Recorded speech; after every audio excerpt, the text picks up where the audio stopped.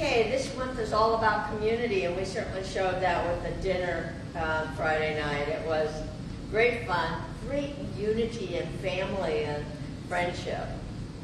So today I'm talking about common unity. Remember your gold nugget. Write down something that really touches your heart. Oh, and I forgot to mention, Mark is sitting at the table. Thank you, Mark, reminding me. The table's back there. When we have refreshments, Reverend Suzanne and I put up tables. So now if you want to, you can sit and visit with somebody. Keep it more in that time of sharing. Okay, so common unity is my talk title today. And last week I spoke on the longing to belong. And together we recognize that we each belong by the simple fact that we are here. That simply being you and simply being me is enough. Did you get that last week? Yes, a couple of you. Good. Good.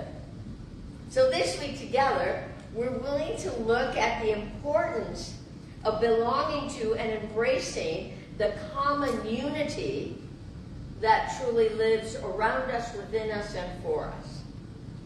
And so today I invite each one of us to open our hearts to the belief that we each belong to something greater than maybe we have stopped to imagine. Ernest Holmes, our founder, says, "There is no more of the presence of God in a great cathedral than there is in your home. Spirit is everywhere, evenly present, and forever active in all of life." Now let's breathe that in. I'm going to repeat that. There is no more presence of God in a great cathedral than there is in your home. Spirit is everywhere, evenly present, and forever active in all of life. So that means no matter where you go, no matter what you do, you cannot be left outside of Spirit. Yes? Yes. Yeah. I like that. Because whenever I go to any place, different big cities, first thing I want to do is go to the cathedrals. Because for me, they're filled with the presence of prayer and prayerfulness. And I can feel it. And it renews and restores me. And I want to bring that back to my own home and feel that. Today we begin by asking ourselves this question. How at home am I in my own heart and mind? So let's think about that. How at home are you in your own heart and mind?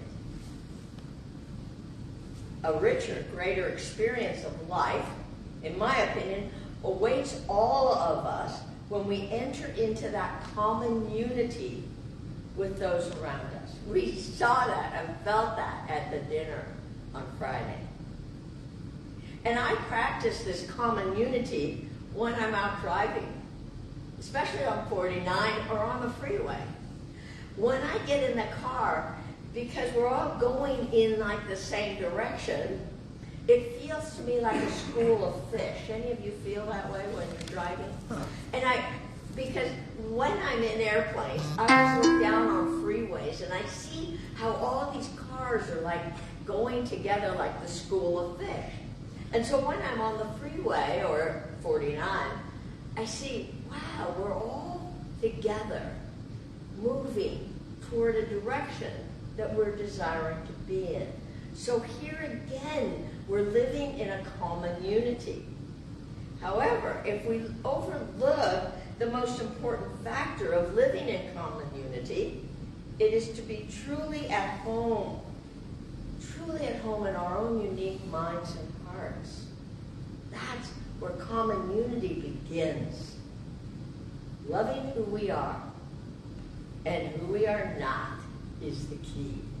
Even when we make those mistakes, even when we feel ourselves to be less, we make a mistake. We go, oh, wait a second. I live in my own common unity. This means learning to love the places where we each fall short. Anybody fall short? I do, yeah. When we are not quite fully loving our quirks, our idiosyncrasies, or our limitations, and we all have limitations. We all have places in our lives that we can do better. However, I believe when we're willing to love and embrace ourselves, no matter what's going on, then we can be willing to embrace the magic and the mysteries of life that are there for each and every one of us, that belong to our common unity, first within ourselves and then within the whole environment.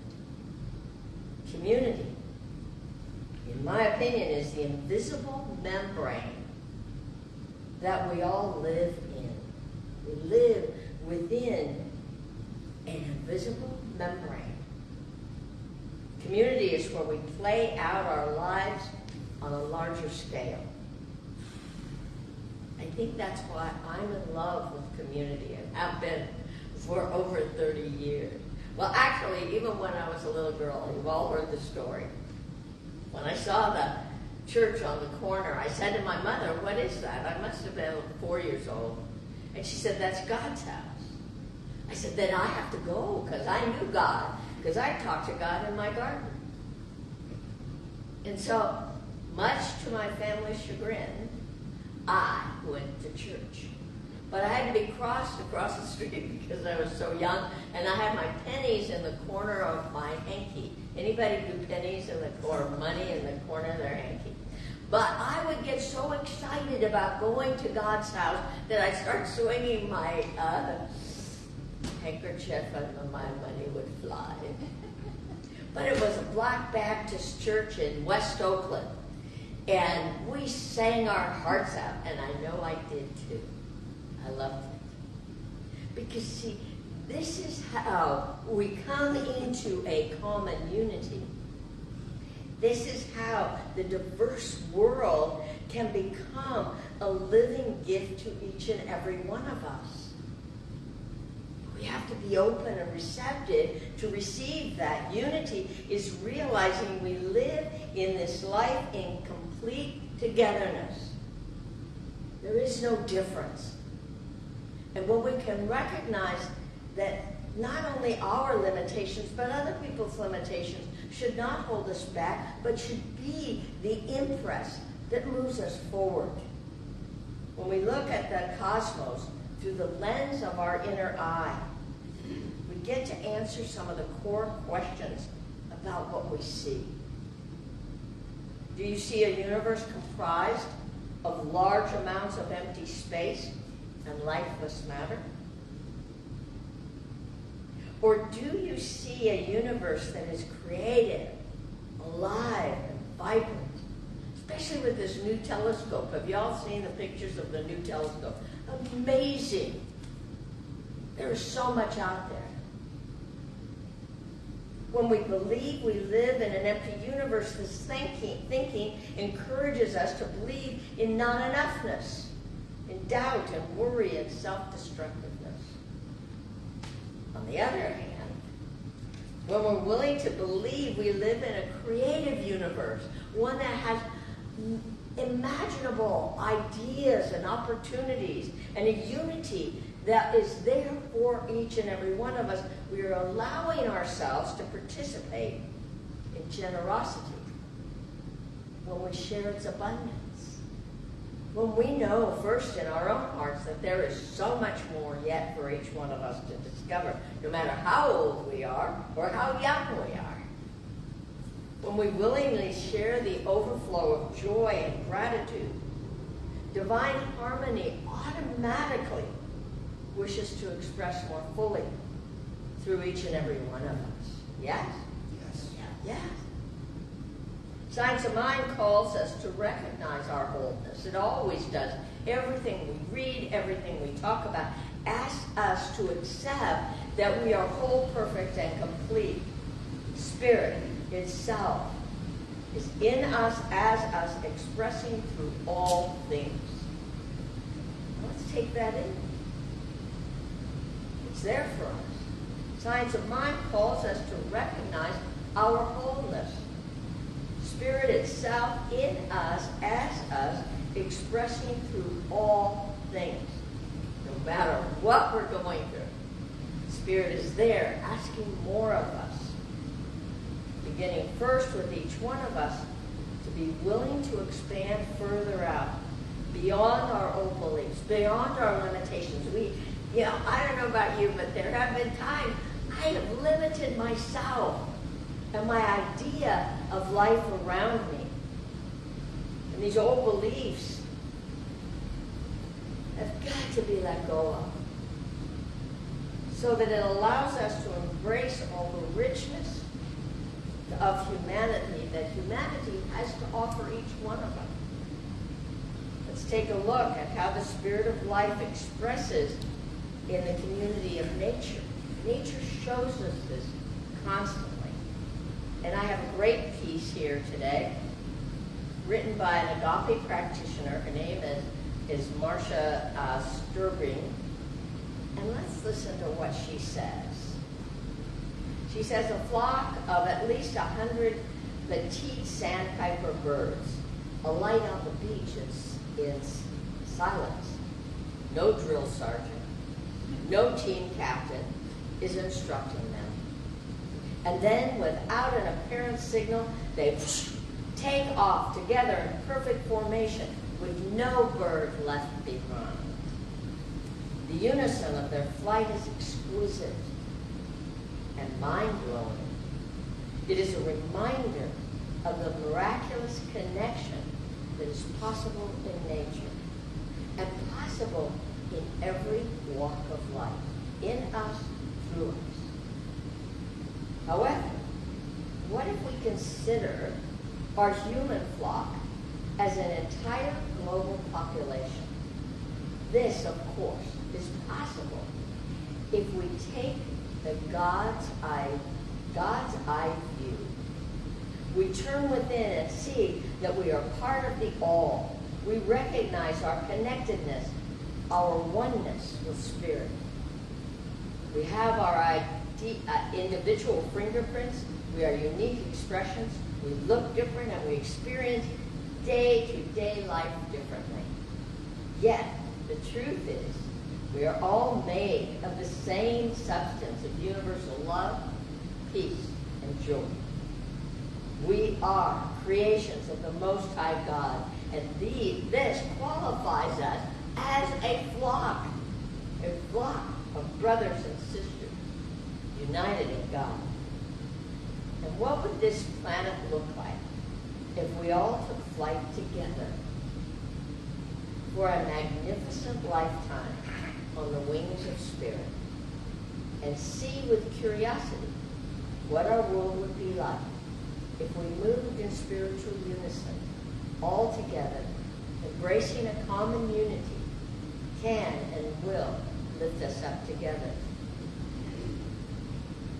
We deny life's circumstances that has no power over us. We have to say those circumstances that are taking place in our life have no power over us. And let us each be willing to see this new year as a greater world of unity, beginning today with our own community, as we allow our radiant out of the world around us, community and flock, radiate beyond our individualness, but recognize that we can lift off together. Our human family, freely given passage through our hearts and love, and our mind filled with possibilities. No matter what you're seeing going on around you, see that there's always greater possibilities. When we embrace this common unity, as the sandpipers do, we realize that when we fly together, we fly in infinite possibilities. So I ask you, I'm willing to do that. Are you? Yes. Good. Yes, I hear yes. So let's take that into prayer. And so we just take this moment, knowing and accepting that there's only one power, one all-loving, all-nurturing presence by whatever name. I call this God, the infinite, the divine, the beloved. There's only one. And that is the life and breath that lives and breathes within my very being. I am the living expression, unique expression of the divine. And what is true of me is absolutely, magnificently, and magically true in and through and for and as you. This is what I know to be true. And as I know this truth, I know that this loving, all-presence, all-powerful essence is here to serve each and every one of us in a unique, divine way. And that where there's a need for a healing, that this miracle-working power of pure spirit is at work within us, renewing, refreshing, and reminding each and every one of us that we are the beloved place where God shows up.